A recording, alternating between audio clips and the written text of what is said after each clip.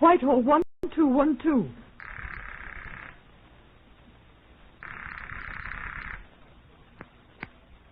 This is Scotland Yard.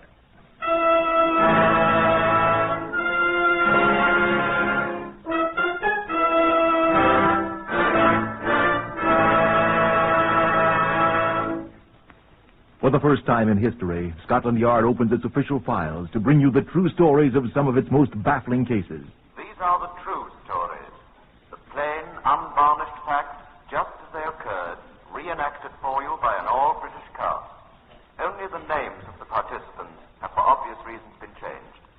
The stories are presented with the full cooperation of Scotland Yard.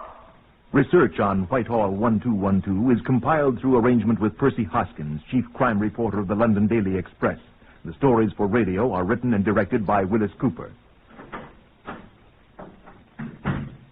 Chief Superintendent John Davidson is the curator of the famous Black Museum of Scotland Yard. He will brief you on today's case from the official files of Scotland Yard, number 899MR952. Good afternoon. If you're a murderer by trade, I would suggest that there is no surer way to hasten the end of your career than to select a policeman as your victim. Now, this thing is the running board of a motor car. It was concerned in the brutal death by violence of a police constable. Now, Chief Inspector Quentin Tabsit of Scotland Yard knows more about this case than any other person. I think that's true, John. Although there were two other men who knew more about it than I. But they're not living. No, they're not. Comparatively few men survived hanging.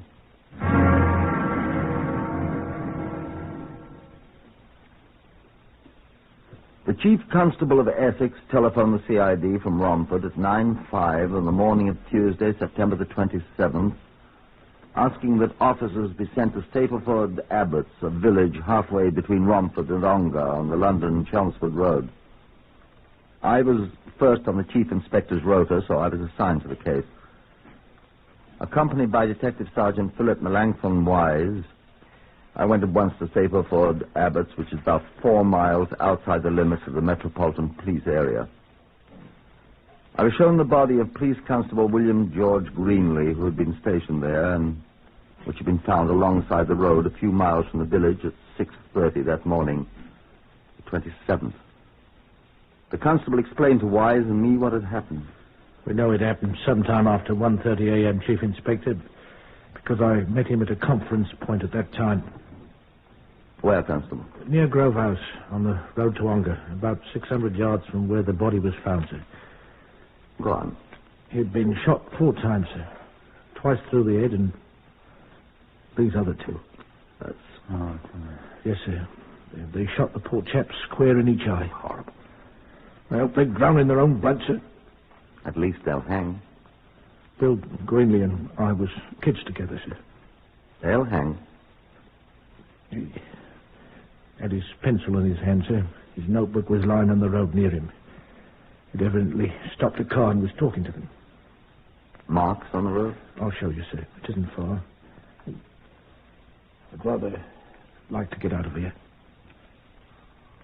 Wise and I followed the constable along the road to a spot where it had been cut to a small hill.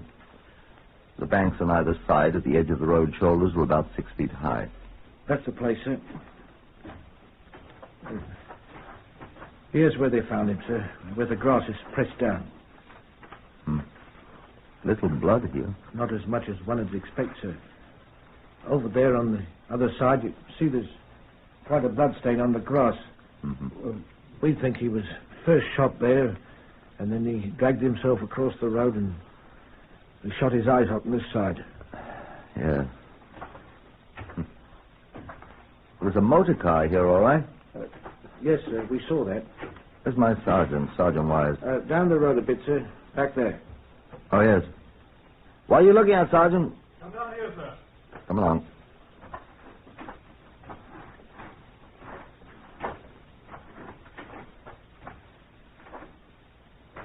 What? That car was going pretty fast. See here.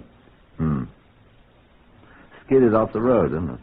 When he flagged it down, no doubt. See, it skidded through the grass on this side. Tire marks where it stopped. Right out of London, wasn't it? No doubt about that, sir, from the marks. Was there anything written in Constable Greenley's notebook that would give us any idea? Nothing, sir, after the notation about meeting me at Grove House at 1:30. Much traffic through here, Constable? Not much, sir. This chap was certainly going pretty fast. Especially on a twisty road like this one, I'd say. Many fast drivers around here? No, sir, none I know of. Stranger then, probably. Except he must have known these twisty roads pretty well, sir. Which puts us right back where we started, doesn't it? Well, he had a good reason for wanting to. What'd you say, Wyatt? I said either that, sir, or he had a good reason for wanting to get back to London in a great hurry. Now, why would a stranger take the chance of breaking his neck by driving this kind of a road at 40 miles an hour? He's going at least that fast along here by the tire marks. And why should he murder a policeman who stopped him? What do you think, Sergeant Wise? Well, what we need to look for is some crook running away from something. Running back to London to hide. It's a pretty shrewd guess, Wise. Well, I think so myself, sir. But what was he running from? Well, I wonder if that was a stolen car he was running away with, sir.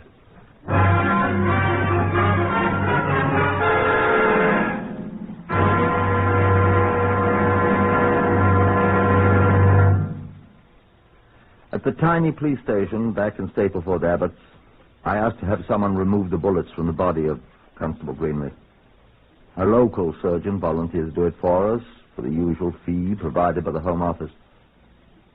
After some difficulty, I was put through to Whitehall 1212 in London.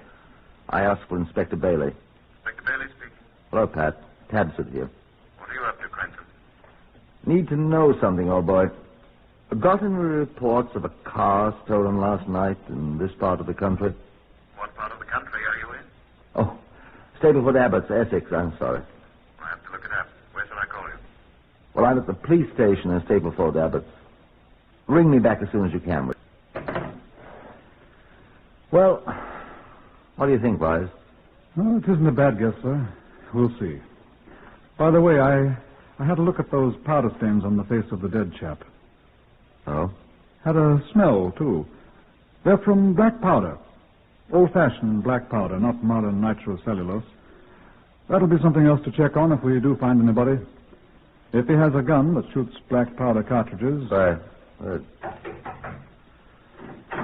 Excuse me, sir, there's a telephone call for you, sir. Who is it, Constable? London, sir. You can take it on that same phone you were using, sir. Thanks. Don't go away. Chief Inspector Tabsit here. It's Bailey here, Chief Inspector. You used second sight or something up there. What? The first item on my list of stolen cars for last night is a four-seater Morris Cowley touring car.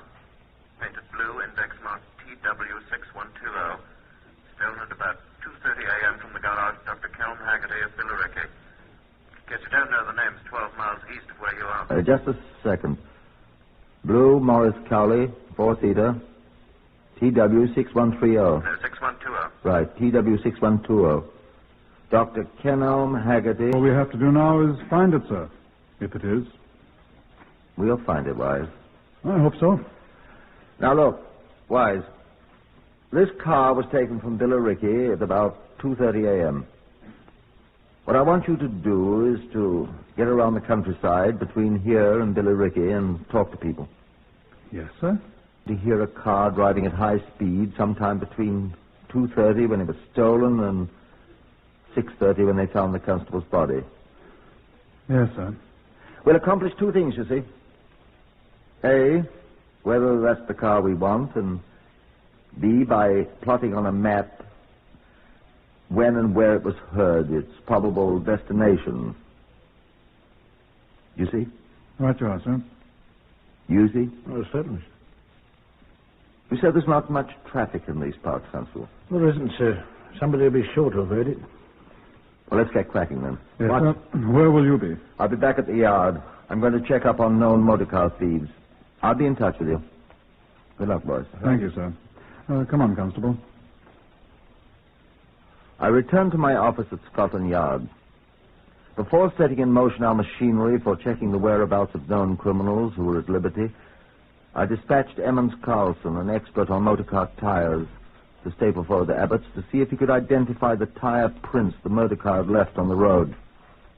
He'd hardly left London when I had a telephone call from Sergeant Wise. We've already had some good luck, sir. A farmer 4 miles this side of Billericay heard a car traveling at high speed at 2:40 in the morning, and a widow, a mile and a half further along, heard it. She thinks at 2:45 or thereabouts. She says it sounded like a Morris Cowley, like her own car, sir. Better and better, I thought. A little later, reports began coming into me on the known criminals who had been checked in London.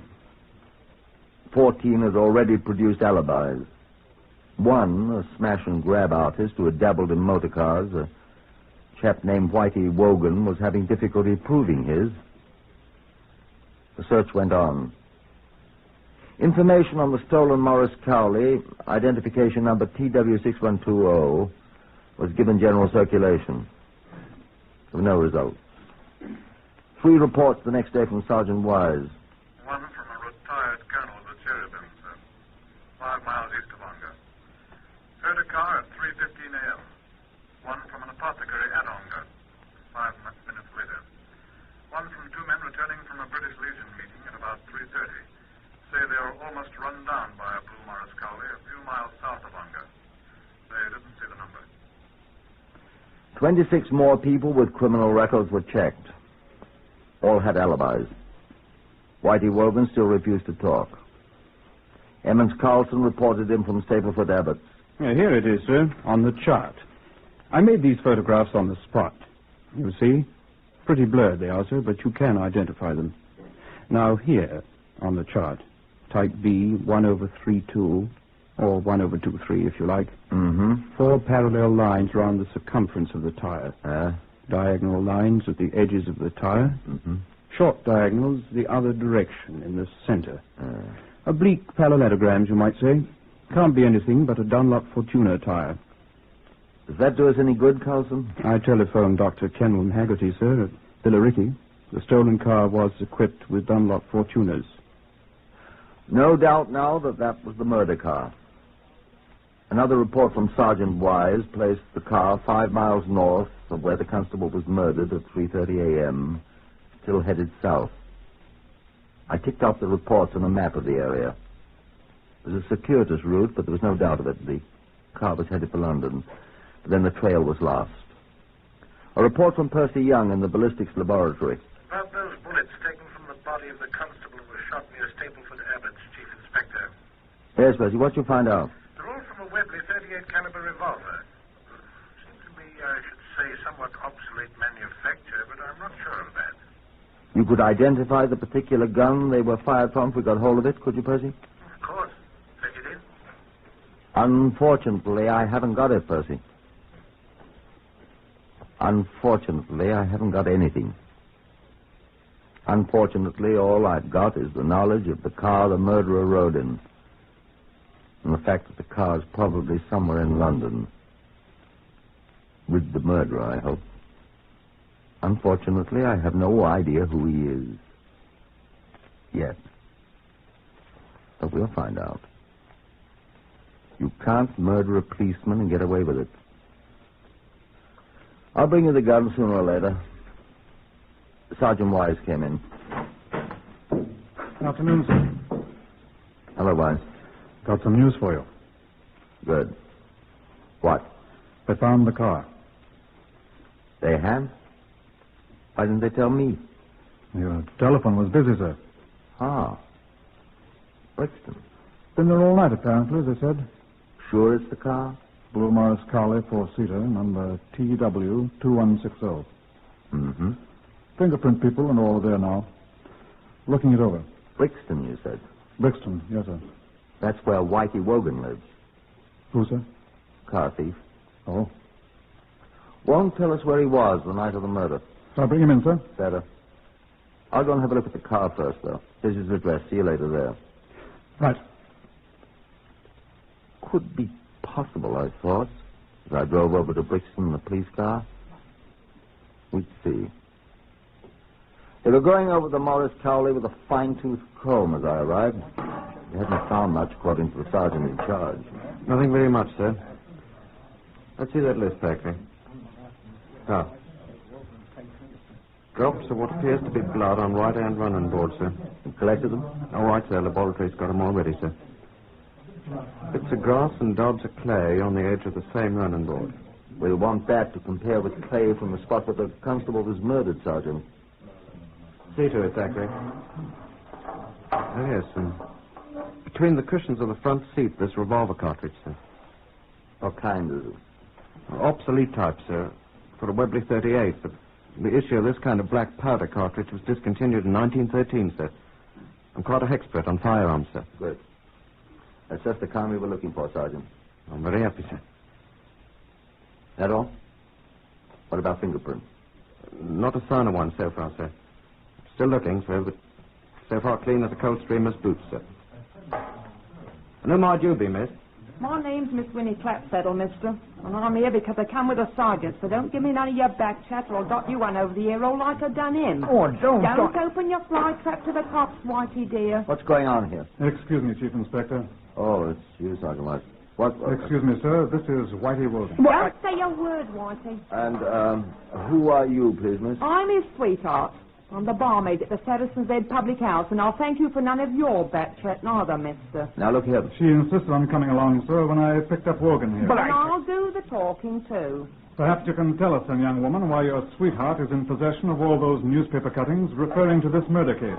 He's still Whitey Duck. He's in possession of these here blinking newspaper cuttings because he wants to find out what it is you coppers is badgering him for. The poor lamb. Oh. And the blood-stained bandages I found in your room, Wogan?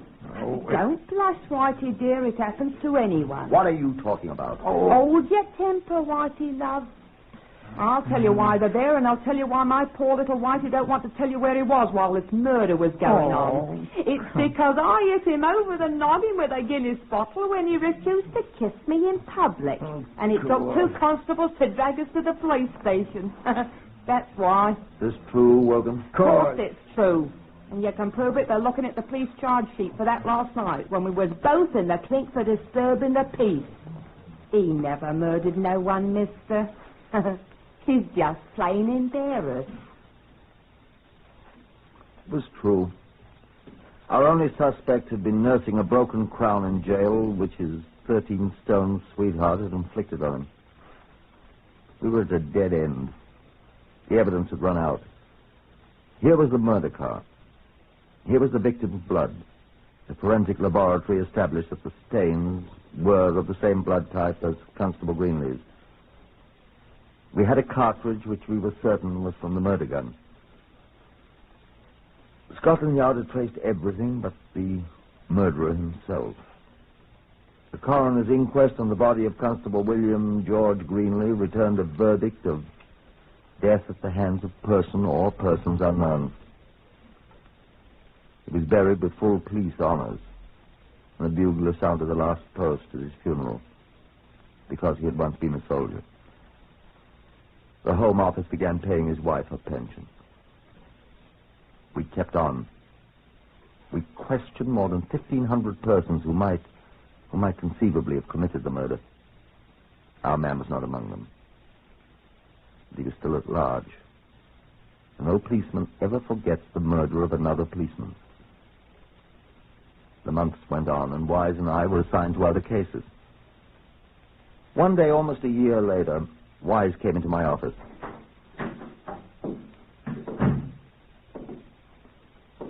Hello, Wise. Hello, Chief Inspector. What's up? You ever had a hunch? I never had a good one. Yes. You have had, though. I have one now. Forget it. What's it about, Wise? Well, I was reading in the Police Gazette about a case. A very unimportant case in Sheffield the other day. It was quite interesting. Don't be so bloody mysterious, ma'am. What was it? A lorry driver had some trouble with a reckless driver. The driver shot down a side street and disappeared. Yes? I said it was a hunch, sir. Go ahead. I've already got this report together. This lorry driver noted down the number of the car. Well, what? It was a stolen car. thinking about that poor blighter that was murdered, the Essex constable. I haven't forgotten how somebody shot that poor chap's eyes out, Chief Inspector. Neither have I. Go on. Well, they picked up the driver of the stolen car, and this chap told them who he bought the stolen car from. Who? Got it from a garage man in London here named Frederick Guy Sears. Sears? Name means nothing to me. Yeah, it didn't to me at first. But out of habit, I expect. I looked him up a little. He has a record. He's been sent down twice. Have the Sheffield police picked him up? No, they can't find him. Oh. What's your hunch? Well, he's a car thief. Apparently. He was in the Royal Engineers, and... Well, that's no crime, so was I. Yes, but you didn't steal a .38 Webley revolver, old boy. Did he? So I hear, Chief Inspector. That boy in Essex was shot with a .38 caliber Webley. Will you still have those bullets they took out of his head? Mm-hmm. Then they could tell us if they came from that gun. If we find the gun. Let's go and look for it. Well, I don't know. That doctor's case of instruments that was in the Morris Cowley, they were never found either. Right. They might be at his garage, too. Hasn't anybody been in that garage looking for him? No, I know the sergeant who was there. He didn't look around very carefully. I think I could get a warrant of search. You said the man was missing. I know where he is. Where? Dartmoor. In prison? No. A friend of his is being released after a 3-year term. He went up to welcome him out of prison. Coming back to London? Today. You seem awfully anxious to find this fellow. Why? I hate a cop killer, Chief Inspector. Don't you? Get your search warrant.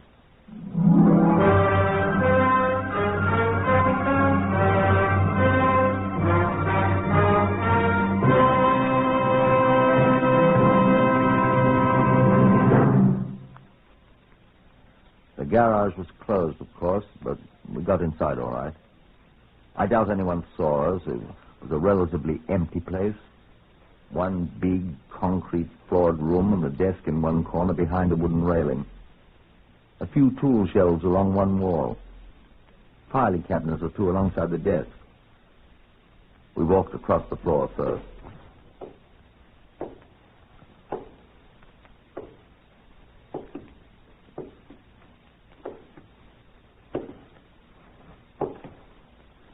Not much of an office. Let's have a look in the desk drawers. All right. Empty. This one's empty, too. This too. Try them all. Doesn't he keep anything here? Pretty careful man. Nothing incriminating for anybody to find. He must keep some papers here or something. What's in here, I wonder? Cabinet. Open it. It's locked. Open it. Is there a pinch bar? Here on the wall. That ought to do.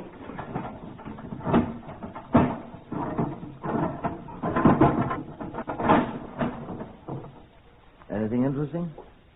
Alarm clock. Wrenches. What's he want to hide this stuff for? Because it locks up, I guess. Doesn't trust his friends. Suppose so. Look here. What is it? One of those gadgets a doctor puts in his ears and listens to your heart with. Stethoscope. What else? Oh, I dropped it. What is it? It's two or three of them. Look like... That's what they are. What do you mean? My hunch was right. These are doctor's instruments. What was that doctor's name, the one that owned the car? General Haggerty. You've got a good memory. Oh, not so good. It's stamped right here on the handle of this lancet or whatever it is. Well, indeed. Now, all we have to do is find that Webley revolver and somebody's going to hang. Well, this cabinet's empty. Wonder about those tool shelves. Have to look, I expect. Hope he doesn't walk in on us before we... Speak of the devil, boss. What? Somebody's coming. There's only this one door. Get on that side. I'll take this one. Right, sir. See anybody? Big husky chap coming. Alone? Seems to be.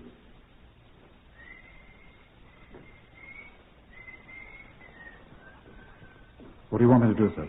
Pick up that soprano there and tap him gently on the sconce if he leaps on us. Right, sir. If you have to hit him, be careful. We'll want to save him for the hangman, you know. If he's the right one. If he isn't, he'll do till the right one comes along. Are you Frederick Guy Sears? Who the devil are you? I'm Chief Inspector Tabbs of the Scotland Yard, and I arrest you on... Look out, he's got a revolver. You! Look out! Drop that. Get off my neck! Get off!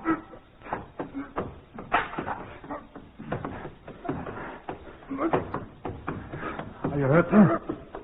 Get off! That one did it. Is he out cold? Doesn't seem to be, sir. Right.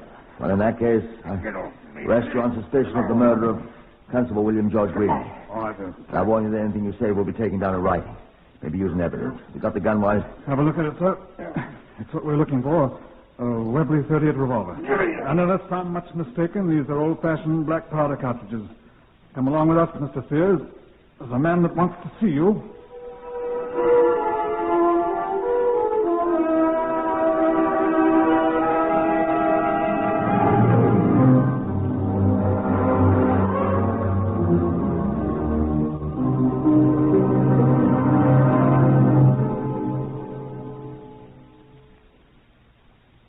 He was the man. He and an accomplice whom we found easily from the directions Sears gave us had murdered Constable Greenley. You wonder at the brutality of shooting out his eyes. Sears told us why. I heard the picture of the last thing a man sees before he dies stays right on his eyeballs. I was the last thing he seen, but he didn't have any eyeballs left when I got done with him. Sears and his accomplice were tried at Old Bailey a year and a month after they'd committed the murder. They were both hanged. One at Pentonville and one at Wandsworth. Same day.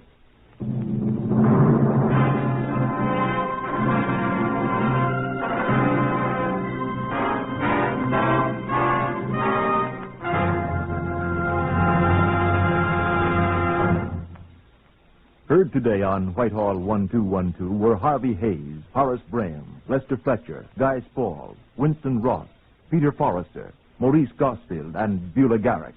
Whitehall 1212 is written and directed by Willis Cooper.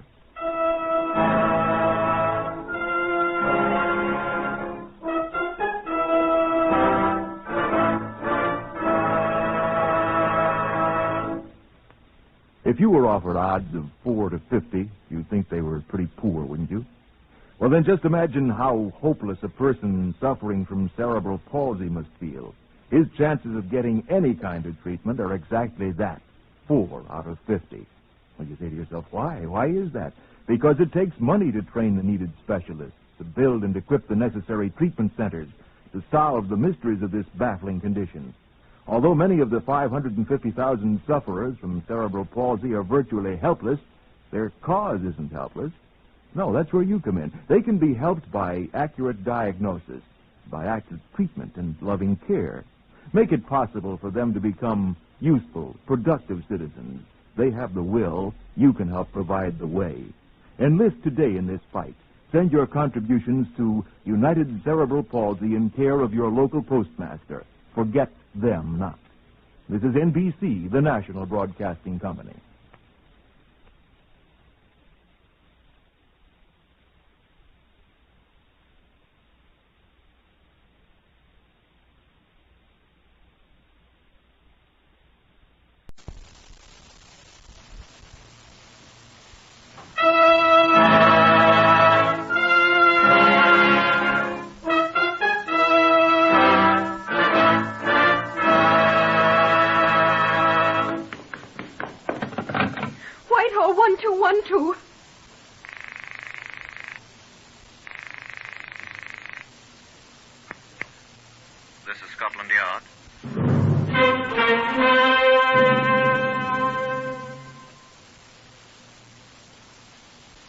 For the first time in its history, Scotland Yard opens its official files to bring you the true stories of some of its most baffling cases. These are the true stories, the plain, unvarnished facts just as they occurred, reenacted for you by an all-British cast.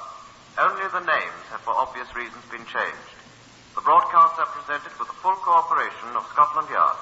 Research for Whitehall 1212 comes from Percy Hoskins, chief crime reporter of the London Daily Express. The stories for radio are written and directed by Willis Cooper. Now here is the custodian of Scotland Yard's famous Black Museum, Chief Superintendent John Davidson. Good afternoon. Now here is what rejoiced under the name of a wireless set. Doesn't look a great deal like one, does it?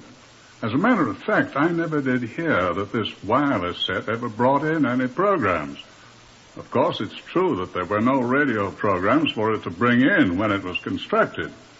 But I never heard that it brought in any wireless messages either, although I'm told that there were plenty of them. No, I'm afraid this invention was completed with the sole intention of selling it, whether it worked or not. And it is true also that it did something. It helped start a man on his way to the hangman. You see, he was a murderer as well as an inventor.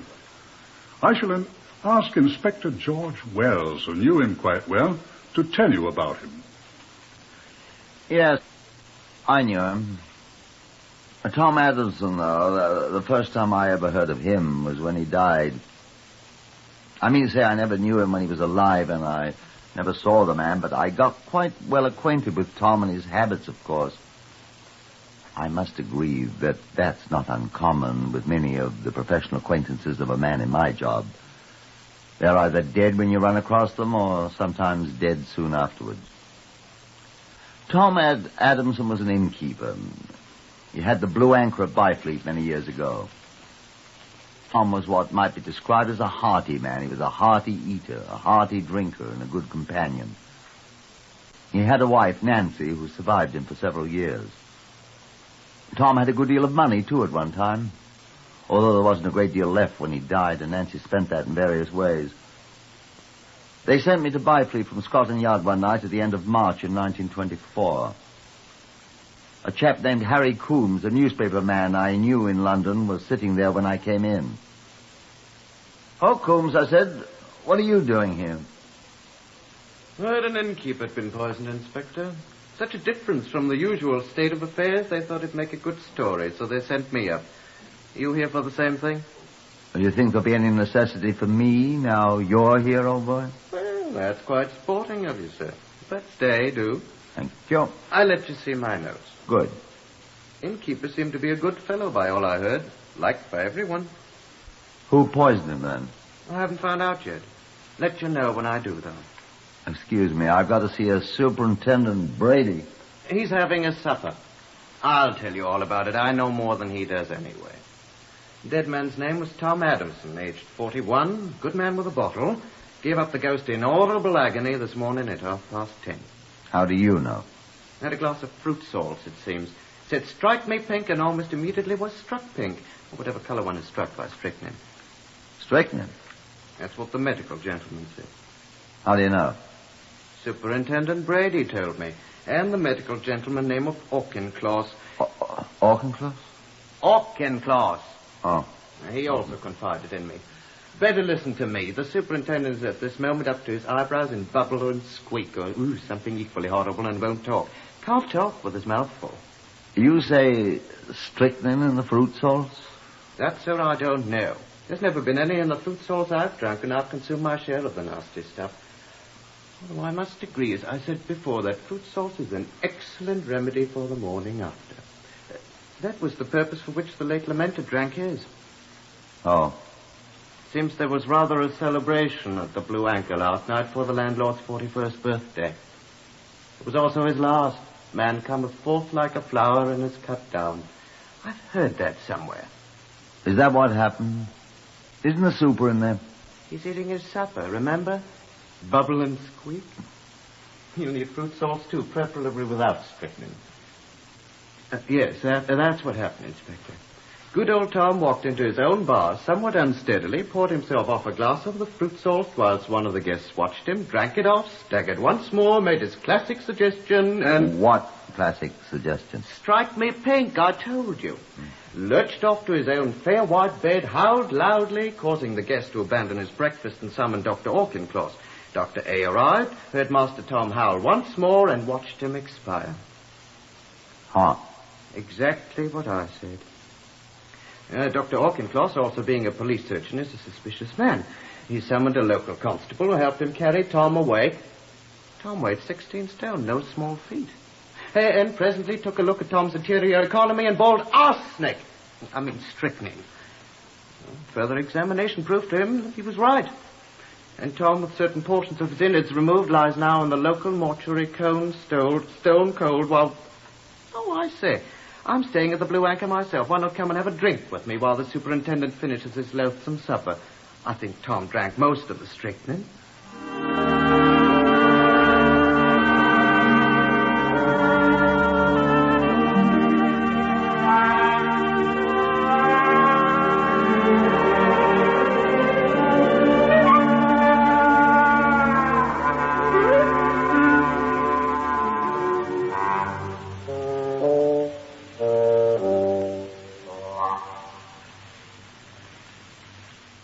I declined Mr. Coombs' offer with some degree of alacrity. It was obvious that he had been looking on the contents of the Blue Anchor's bar without fear of either fruit salts or strychnine.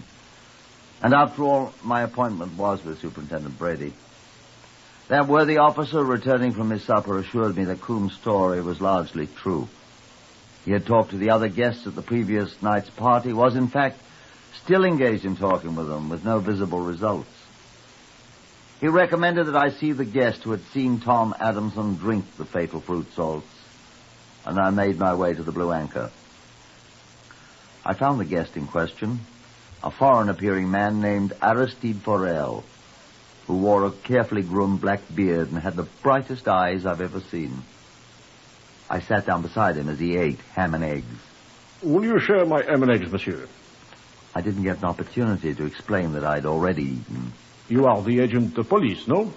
The detective from London, from Scotland Yard, no? I didn't know how he knew that, or I'd guessed it.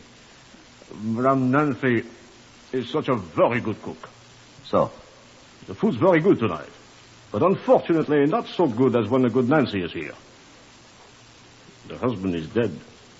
Oh, but you know that. That's why you are here. I understand you were with Mr. Adamson when he drank the poisoned fruit salts this morning. It was not pleasant, monsieur. I'm sure it wasn't. It quite spoiled my breakfast. Huh? Oh, yes. Well, life is like that, it is said. Yeah. Were you aware he was dead? What? Oh, no, I thought he was suffering from the drinks he'd taken last night. I never suffer me. I'm strong. Where is Mrs. Adamson? Do you know? The dear Nancy. Oh, alas, she has retired. I was in hope she might be here.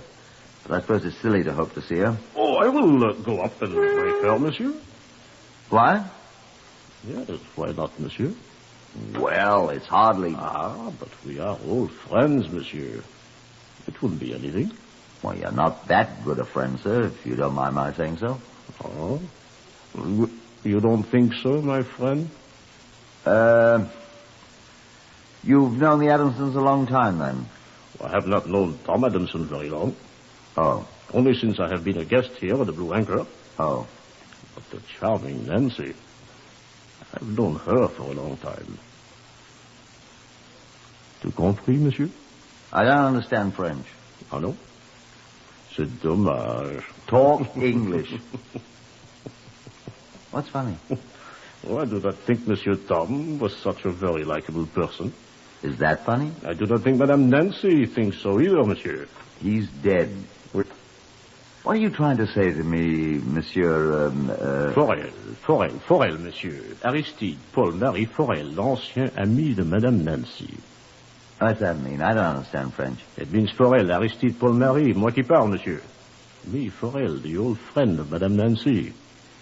Speak up. At your service, Monsieur Scotland Yard. What do you mean? Bien, monsieur.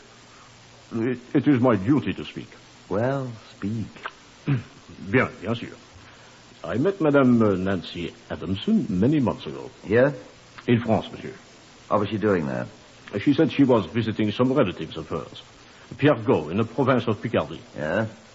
My town is 4 kilometers away from Pierregot, Moulin-au-Bois. Well? I met her. And? Oh, I flatter myself that we understand each other. Oh. Yes, monsieur. You'll have to talk much more plainly than that. Monsieur. I'm waiting. Nancy asked me to come and visit her here. She did? Oui, monsieur. I was not asked for payment. I am a real guest, without pay. I must ask you why. Think, monsieur. I said Madame Nancy and I had come to an understanding. You're in love? Is that what you're trying to say?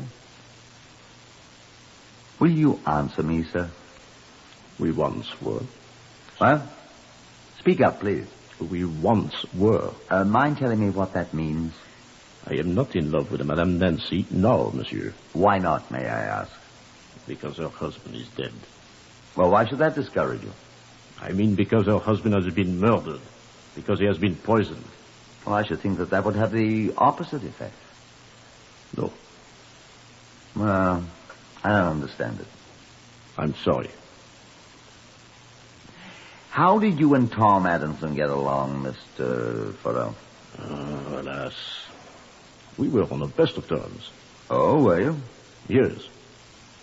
I think you have something to tell me. Tom Adamson was going to invest money in my invention. Oh, you're an inventor. I am. I have invented a wireless set. A very good one. The best. Did Tom Adamson have money then? He had. Now he's dead. Madame Nancy will have the money. Of course, naturally.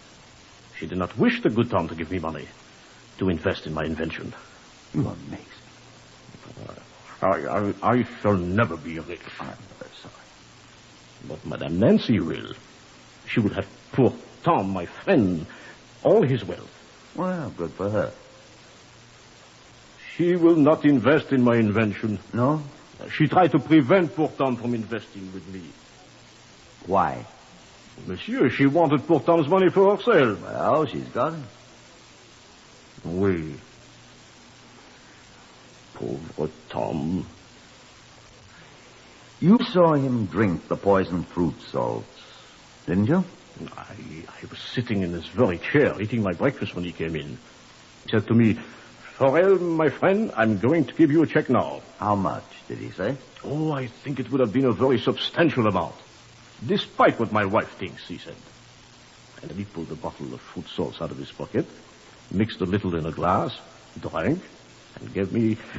He had a great fall, and he cried. Out of his pocket?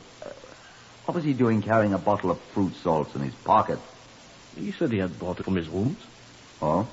The rooms occupied by Madame Nancy and him. Look here. He brought it from his rooms where he and Madame Nancy lived. The poison must already have been in the bottle. It would appear so. But how did he get in there if the bottle had been in the rooms where he and his wife... Who can say, monsieur? You say she opposed his giving you money. She wanted Tom's money for herself. Look here, do you think... That is all I know, monsieur. Look here, Farrell, I want to talk to you. Monsieur?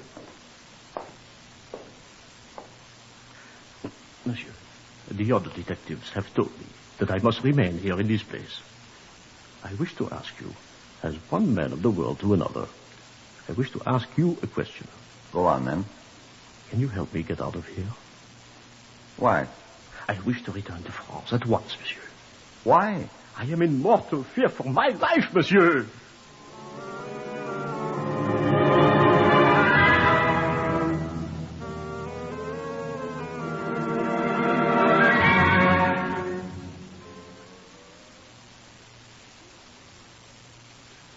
The bearded little inventor had put a new thought into my mind. He was obviously a very frightened man, despite his look of cheerfulness, or else he was a very good actor. But I'd seen a mask slip away from his eyes. I knew what I should do. But the widow was not in her rooms. I must talk with someone, though. I remembered that I hadn't yet talked with the medical examiner, Dr. Auchincloss. I telephoned the police station.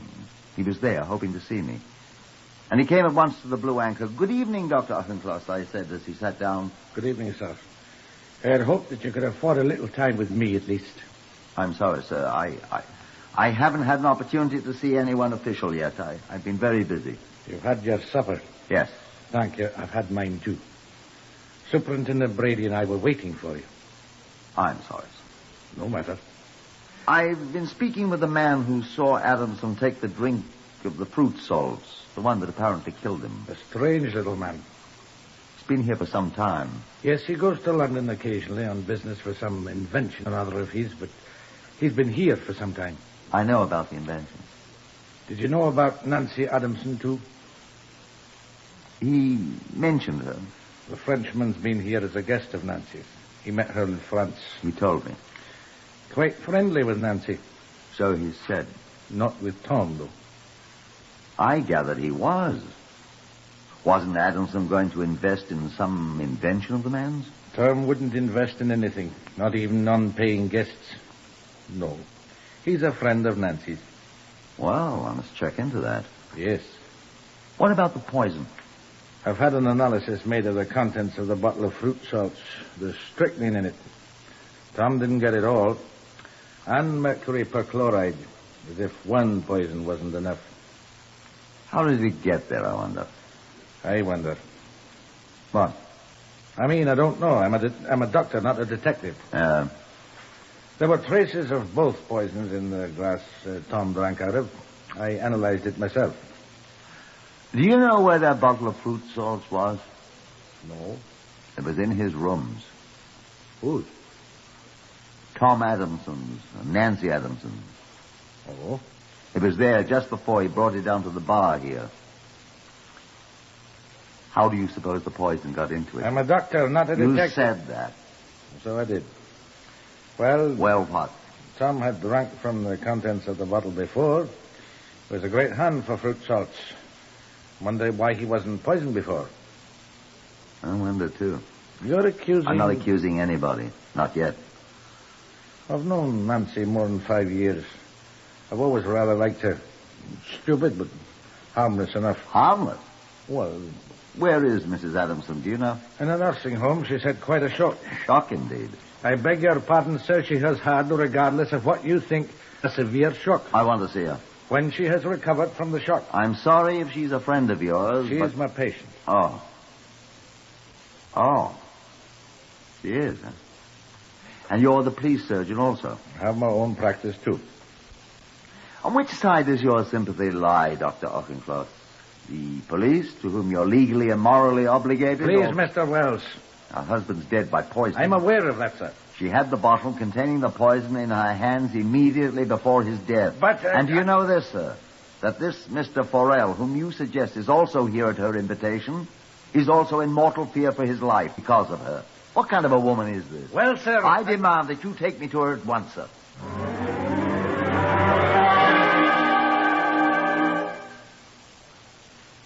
You are listening to Whitehall 1212, to another true story taken from the official files of Scotland Yard.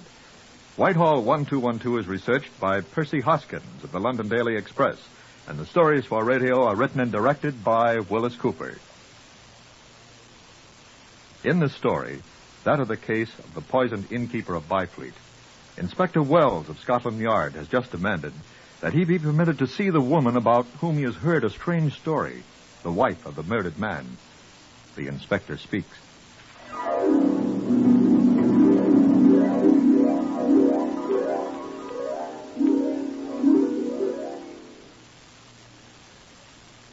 But Dr. Auchincloss, in his capacity as a private practitioner, said no, exercising his professional prerogatives, which often outweigh those of a detective, especially one who merely wishes to question one of his patients who, currently was suffering from shock.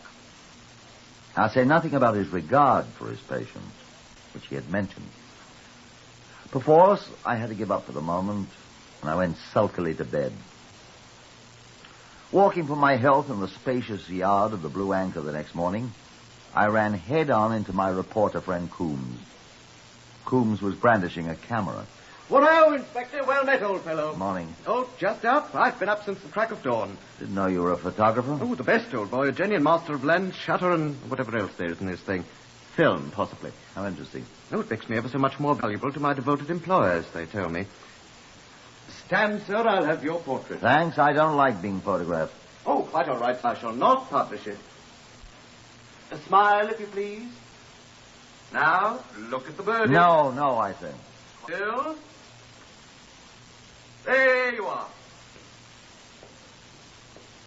I'll send you a print gratis, and if you want more, which of course you will, they can be supplied at our usual professional rate. Did you take my picture? Yours and that of another distinguished individual a moment before you. He posed quite nicely. I thought his beard was most expressive. Pity you haven't a beard, Inspector. Who?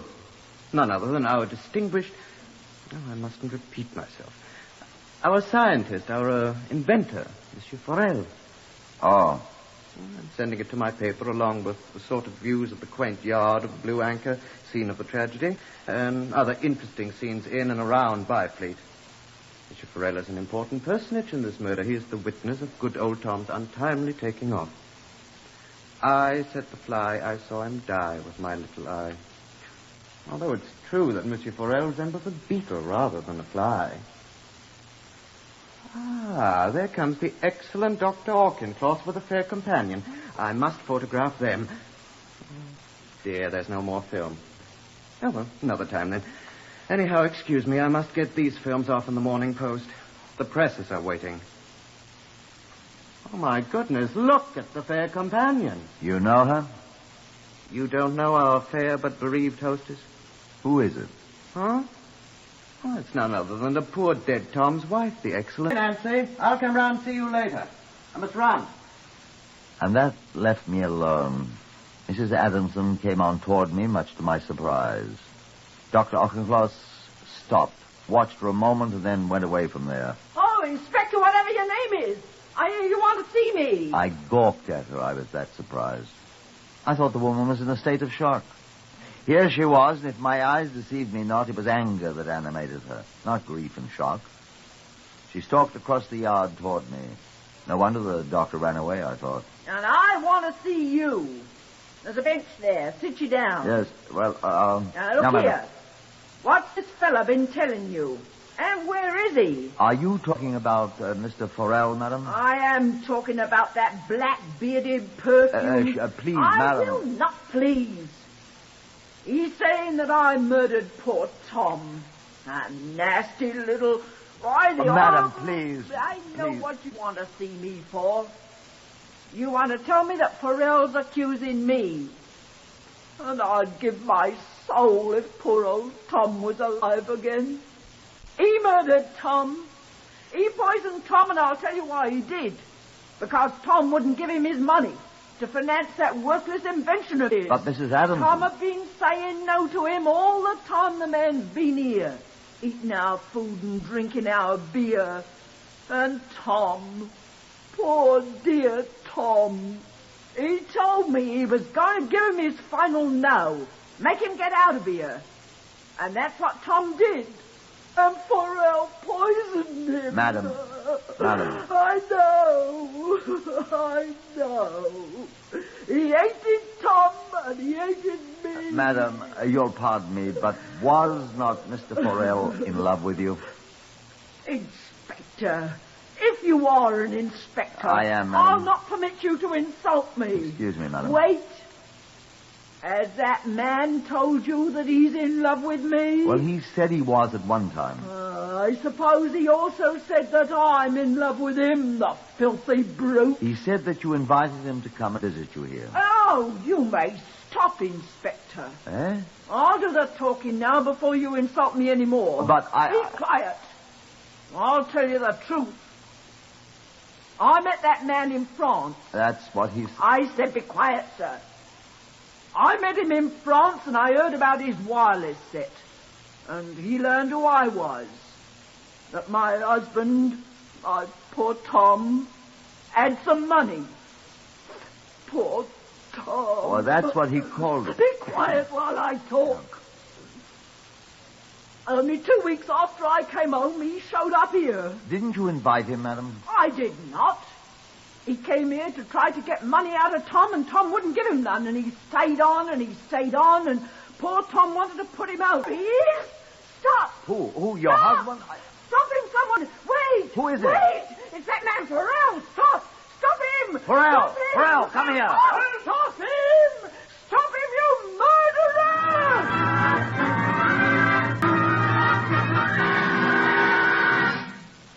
Farrell disappeared, as well he might. Mrs. Nancy Adamson, under the expert care of Dr. Auchincloss. All day long we searched the countryside for the Frenchman.